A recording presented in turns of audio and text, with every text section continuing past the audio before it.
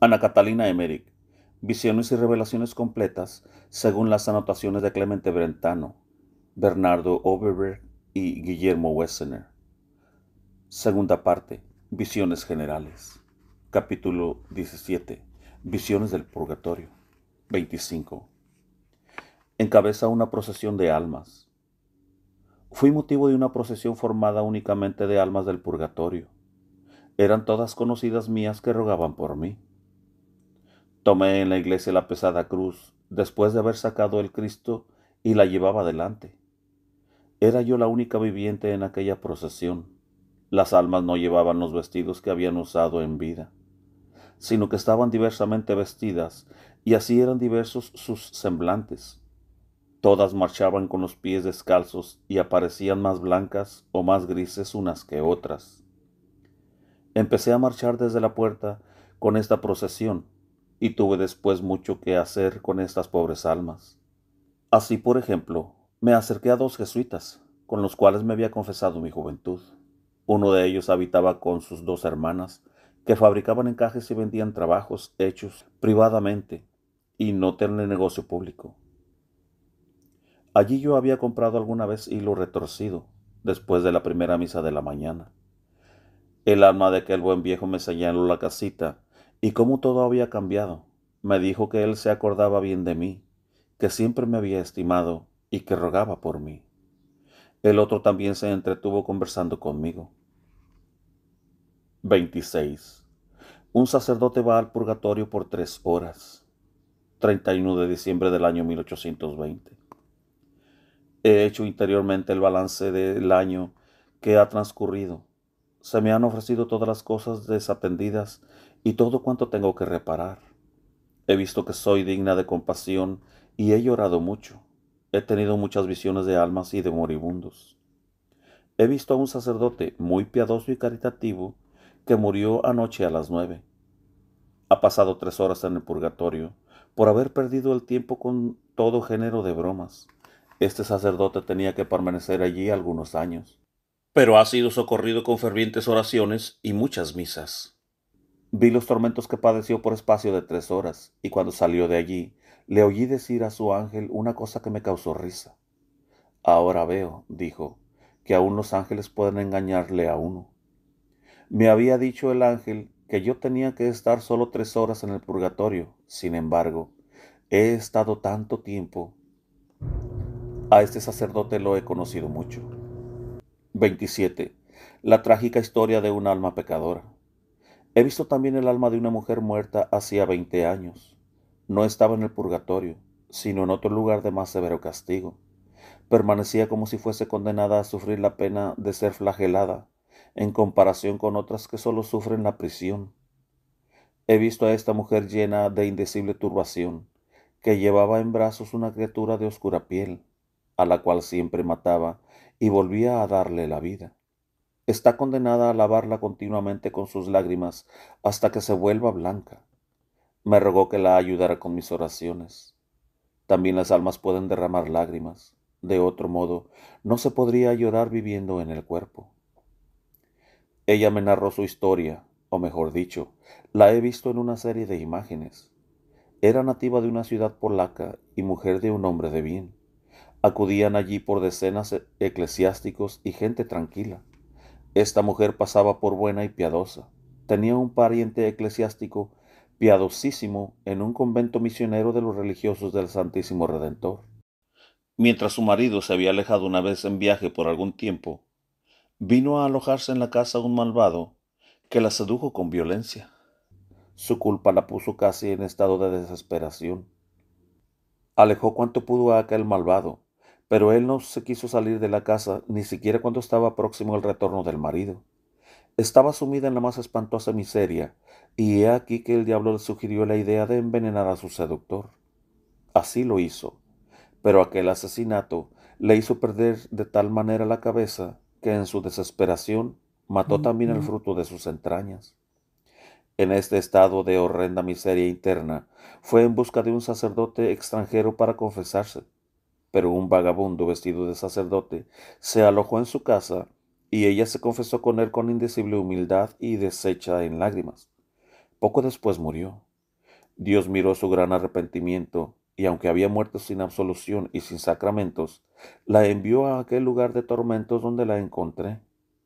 Allí deberá ella pasar una expiación todos los años que la providencia tenía destinados de vida a su niño, hasta que él, con el transcurrir del tiempo, hubiese alcanzado el momento de gozar de la luz eterna. Dado que para estos niños hay crecimiento y desarrollo aún en el otro mundo, 5 años después de su muerte habíase aparecido su pariente sacerdote durante la misa. Yo he conocido a ese buen anciano que rogó conmigo. 28. Ve otro espacio del purgatorio. 29 de junio del año 1821. He visto la vida de San Pedro y cuadros relativos a María de Marcos, pero contemporáneamente veía un cuadro de algunas pobres almas, a las cuales me sentía como llevada, sin que pudiera por otra parte llegar hasta ellas. Quería consolarlas y no me era posible acercarme. Eran las almas de una madre y de sus 2 hijos. La madre estaba muy en el fondo y no pude llegar junto a ella. Me hablaba con voz baja y confusa. Era difícil entenderla. Los niños estaban en un círculo donde pude llegar. Uno había sido bautizado y hablé con él. Estaba allí como de visita y pertenecía a un círculo más elevado. Aunque intenté acercarme a la madre, parecía como si se hundiese por ser demasiado pesada. Intenté aplicarle toda clase de ayuda. Ofrecí oraciones y dolores, pero no me fue posible acercarme. He visto un espacio oscuro y muy vasto dentro de un mundo de tinieblas, y en él muchos círculos. Allí las almas se encuentran en relaciones, privaciones y penas que necesariamente derivan de sus terrenas imperfecciones y faltas. Los espacios en que se encuentran son turbios, como envueltos en nieblas, a veces más claros, húmedos, secos, fríos, sofocantes, ardientes, y también diversos en luz y color. He visto allí, no obstante, la vislumbre y amarillenta luz matutina. Los niños estaban próximos al borde de aquel círculo. Los no bautizados sufren mucho más a causa de su correlación con los pecados y la impureza de sus padres. Los bautizados están libres y limpios. No se puede ayudar a aquellas almas sino por medio de la gracia, con la mediación, la oración, con las buenas obras, con los méritos de los santos y quizás con los frutos que pueden derivar de alguna buena cualidad espiritual y de la vida terrena de las almas mismas. No se puede dar a la mente otra idea más adecuada de este estado que imaginando en la tierra las instituciones y lugares de justa y perfecta corrección y castigo, en los cuales todo fuese medido y tasado para castigar y corregir las faltas de los detenidos, exigiendo expiación y satisfacción, haciendo abstracción de la separación corpórea de los hombres y mirando solo a uno que puede obrar en favor de otro, se obtiene una imagen real y completa de lo que es la expiación y la liberación. El prisionero no puede hacer otra cosa que padecer. Es como el miembro enfermo o paralizado de un cuerpo. Si las arterias y los nervios más inmediatos que vinculan las partes diversas del cuerpo no están muertos o perdidos, en tal caso, sus dolores se comunican por consentimiento y compasión a las otras partes del cuerpo, que entonces intentan librarlo. Como en los establecimientos penales de la tierra, se puede obtener gracia por mediadores y amigos, y con suplicar, trabajar, expiar y cancelar deudas, o en los días solemnes con gracia y perdón. Así como con los detenidos en lugares más profundos, es sólo posible hablar desde lejos por la ventana o por sobre el muro. De igual manera acontece en este reino de penas y expiaciones. En las cárceles terrenas, todo está mezclado con culpas, mentiras e injusticias. Por el contrario, aquí, todo lo que se hace y se emplea para consuelo y ayuda de los necesitados es de perfecta justicia. Reina aquí la diferencia que existe entre el dinero terreno y el dinero moral, que vale solamente para saldar deudas y reconciliarse con Dios. Hice muchos esfuerzos para comprender a aquella alma y ayudarla a ella y a sus hijos, y cuando me imaginé haberla llevado más arriba, se presentaba siempre un nuevo obstáculo. Alcancé a conocer a María de Marcos y decidirla a que me acompañase. El cuadro de esas almas se me presentaba siempre mezclado e interrumpido con la visión de la fiesta de San Pedro y de María de Marcos. Vino pues conmigo, y por su intercesión y sus méritos pude llegar más cerca de aquellas pobres almas. Tuve entonces un aviso y un cuadro relativo de un niño muerto, que no podía ser sepultado y que yo debía hacer sepultar, y a eso debía contribuir también el peregrino. Y supe que aquella alma deseaba mucho para sí misma el mérito de esta buena obra, como si le fuese necesaria. Además me dijo cuánto se debía hacer por ella para su aprovechamiento de continuas plegarias, y en el tiempo oportuno se lo diré al peregrino.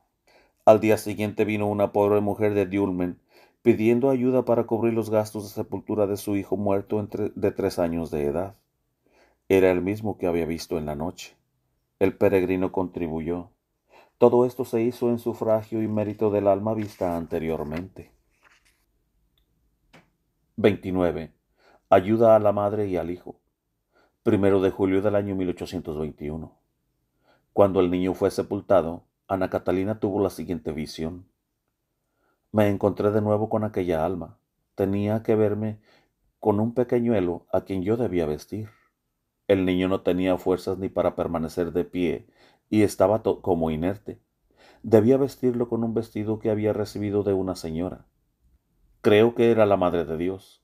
El vestido era blanco y transparente, adornado de fajas como si fuese bordado. Yo tenía vergüenza, aunque no sabía por qué. Podría ser por las personas a las cuales les correspondía vestirlo. Ese niño antes no podía estar de pie, y ahora vi que se iba a una fiesta donde muchos niñitos estaban reunidos en alegre diversión. El espacio donde esto sucedió, y donde estaba ahora la madre, era mejor y más claro. El alma de la madre me agradeció, y esto no sucede como aquí en el mundo. Yo lo sentía internamente. Cuesta mucha fatiga y trabajo llegar hasta las almas semejantes, ya que ellas mismas nada pueden hacer por su alivio. Si una de estas almas pudiese venir de nuevo a la tierra, aunque fuera por un cuarto de hora, podría cancelar muchos años de castigo en el purgatorio. 30. Otra alma se presenta pidiendo ayuda. 3 de julio del año 1821. En el crucero de la Catedral de Münster, tuve que lavar y purificar con gran fatiga y esfuerzo algunos paños de la iglesia que me fueron traídos de todos lados por los eclesiásticos del país. Fui ayudada en este trabajo por Clara de Montefalco, por Francisca Romana, por Ludovica y por muchas monjitas de nuestro convento. Yo estaba ocupada sobre todo en almidonar y dar el añil. El trabajo era muy pesado y yo deseaba siempre saber qué hora era, y así iba a ver el reloj. De pronto vino a mí una pobre alma que me había recomendado el peregrino y me entregó un pequeño reloj de arena, porque me dijo que ese instrumento se le había hecho insoportablemente pesado. Se lo sacó de un costado. Lo tomé en mis manos y el alma se sintió indeciblemente aliviada al verse sin reloj. Yo no lo encontré tan pesado y volví al trabajo pensando en vender aquel reloj en favor de los pobres. Encontré el trabajo muy desordenado y perdido, y me puse casi impaciente. Entonces aquella alma se me acercó y me dijo, «Calla, aún tienes tiempo». Y me rogó mucho que continuara el trabajo tranquilamente, porque ella era rechazada y debía sufrir por causa de mi impaciencia. Me dejó y empecé a lavar todo de nuevo felizmente, y puse también en orden toda aquella ropa almidonada que se había malogrado, y la dejé en buenas condiciones de uso. Tuve de nuevo deseos de ir a ver el reloj, pero me arrepentí de mi impaciencia. En este caso, los relojes eran una imagen del tiempo y de la paciencia. Mi perseverancia paciente en el trabajo había ayudado a aquella pobre alma, y desde el momento en que la alivié del peso del reloj, el tiempo no se le hizo tan pesado como antes. 31. Niño nacido muerto, pero bautizado. En la primera semana de julio, una mujer de Dulmen se encontraba en un parto difícil. Mandó rogar a Ana Catalina para que la ayudase con sus oraciones. Esta, que veía de continuo el estado de la madre, pidió y rogó insistentemente para que el niño pudiese ser bautizado. La nodriza, hasta el momento indecisa, dio el bautismo a esta criatura que aún vivía. y que al día siguiente vino al mundo ya muerta. La madre vivió hasta el día 13 de julio, pero el niño nacido muerto se apareció el día 8 a Ana Catalina, alegre y luminoso, y como si desde algún tiempo la conociese, le dio las gracias por el bautismo y le dijo: sin tu ayuda, hubiera tenido que estar con los paganos. 32. Un alma que permanecerá en el purgatorio hasta el fin del mundo. 13 de junio del año 1821. Visión después de haber contemplado la vida y martirio de Santa Margarita. Tuve a continuación la vista de un cuadro espantoso. Al principio no podía saber qué relación tenía con esta santa. He visto un grande y espantoso jabalí que salía asomando de un lugar profundo y maloliente. Yo temblaba y me estremecía. Era el alma de una dama de París. Me dijo que yo no podía rogar por ella, puesto que no había posibilidad de ayudarla, ya que ella debía, hasta el fin del mundo, permanecer y revolcarse en aquella inmundicia, pero que yo debía rogar por su hija, para que se convirtiese y no fuese causa de tantos males y desgracias como los que había ocasionado la madre. Tuve la visión de Santa Margarita dentro de una pequeña capilla de París, única parte que había quedado de una antigua abadía. Allí se encuentra un trozo de un brazo y la calavera de la santa. Después que hube venerado aquellos huesos, vi el alma de aquella dama y un cuadro de su vida. Su tumba está no lejos de esa capilla. Ella era de altísimo rango y durante la Revolución fue causa de graves males. Por su culpa, muchísimos sacerdotes perdieron la vida, pero en medio de sus viciosas costumbres, tuvo desde su infancia cierta veneración por Santa Margarita y logró impedir que la capilla de la santa fuese destruida. Por esto, con la intercesión de la santa, obtuvo la gracia de poder implorar ayuda de oraciones en favor de su hija, para impedir la continuación y consecuencias de sus propios pecados. He visto a esa hija en alta y distinguida situación social, hallarse en relación y comercio con los peores y más peligrosos partidos de aquel país. 33. Varios trabajos en relación con las faltas. 28 de agosto. Toda clase de personas difuntas desde hace tiempo y que yo había conocido han venido pidiéndome ayuda y me han conducido en torno de oscuras y angostas charcas y de espacios donde tienen que hacer toda clase de trabajos, los cuales no alcanzan nunca a terminar, porque siempre falta algo, un utensilio o algún instrumento. Todas clamaban por mi ayuda y yo debía, con fatiga y gran esfuerzo, hacer por ellas este o aquel trabajo, de cual se sentían aliviadas. La mayor parte de estas obras eran trabajos campestres. Entre uno y otro trabajo me volvía a casa y luego debía empezar una obra nueva. Tuve que hacer muchas obras de millatero, esto en favor de algunos sacerdotes, y en un sitio de muchos palos en punta, donde la gente no podía moverse sin herirse. En aquel lugar tuve una caída y me lastimé con uno de esos palos en la parte carnosa de la pierna y derramé mucha sangre. En efecto, en el lugar indicado se veía una ancha y profunda cicatriz de forma triangular. En estos días sufrió un martirio como si le hubiesen aplicado al cuerpo algunas vides, que luego fuesen trituradas y prensadas. 34. En el purgatorio de los hebreos. 30 de agosto del año 1821. La noche pasada tuve varios trabajos con las pobres almas, y especialmente con los judíos muertos y vivientes. Primeramente tuve grandes penas. Fui llamada en ayuda del alma de una mujer de esta vecindad, que había tenido una hija piadosa, aunque un tanto simple, y a quien ella había constantemente reprendido y castigado mucho. Yo no podía en modo alguno llegar hasta esa alma, pero oía sus lamentos y veía que era azotada y maltratada de modo espantoso. Tuve que afanarme mucho por ella, y ahora debo decir a la hija, que aún vive, que se acuerde del alma de su madre. Ayer he visto el cuadro de una boda de judíos. Esta noche vino a mí el alma de una pobre hebrea, y me condujo en torno de la ciudad para exhortar a los hebreos a convertirse y a mejorar el estado de sus almas. Narró luego la vidente toda clase de escenas que había contemplado entre los judíos vivientes, conocidos y desconocidos. Había estado con los judíos en los más apartados países, en el Asia y en el monte Sinaí. Estuvo también en un negocio de judíos que había conocido en Quesel. La mujer hebrea estaba ocupada en poner en orden, para engañar a la gente, toda clase de malas mercaderías mezcladas y cubiertas con buenas, y estas eran puntillas y tejidos de lino, de las cuales una tercera parte apenas valía algo. Ana Catalina le impidió de todos modos encontrar lo que buscaba. No podía encontrar las mercaderías. Se sintió muy angustiada, de modo que fue hacia donde estaba su marido y se lamentó con él. Este le dijo que quizás había pecado con malos pensamientos y que debía hacer penitencia. Vio a aquella mujer retirarse a un ángulo y expiar. Entonces obtuvo poder sobre ella y le dijo muchas cosas. La angustió, la reprendió y la conmovió tan sensiblemente que ella llamó al marido en su ayuda. Él acudió y dijo: ¿No ves ahora tú que ciertamente tienes pecado? Entonces aquella mujer se decidió, en reparación de sus engaños, a distribuir muchos paños viejos a los pobres cristianos.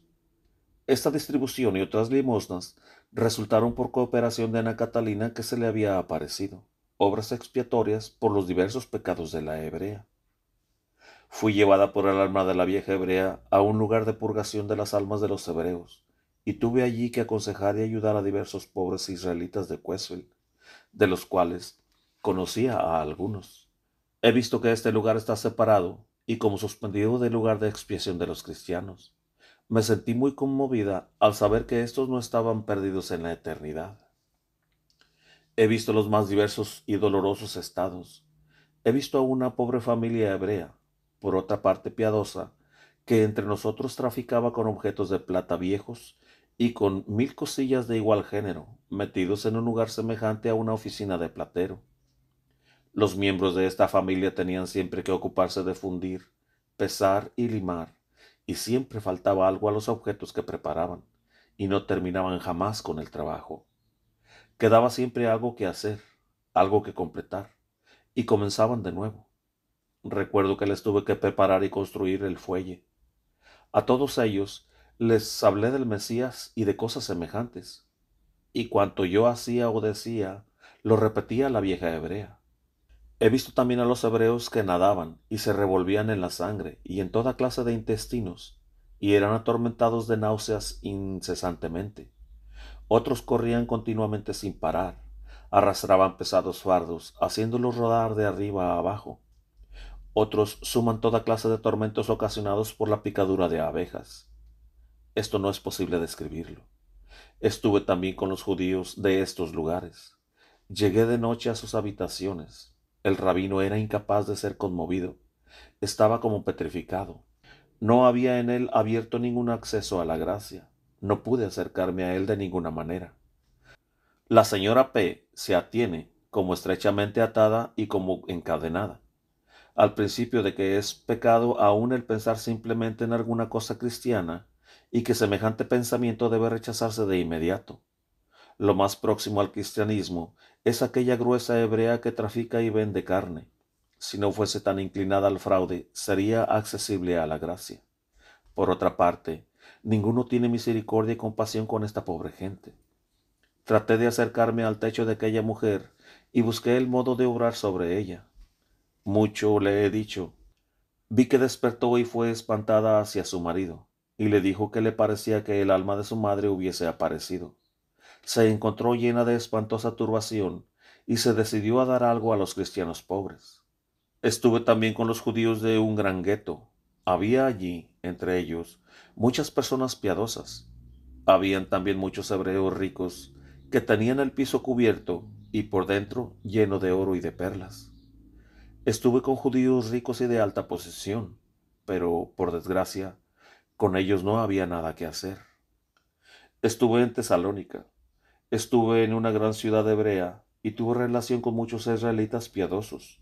Los he visto conmovidos reunirse y conferenciar entre ellos, diciendo que había nacido el Mesías. Se contaban toda clase de impresiones y de agradables conjeturas. Estuve también con ciertos hebreos que habitaban en el monte Sinaí, en antiguas cavernas de ladrones, que realizaban robos y crueldades. Creo haberlos espantado, con ventaja para los cristianos y los peregrinos que frecuentan estos lugares.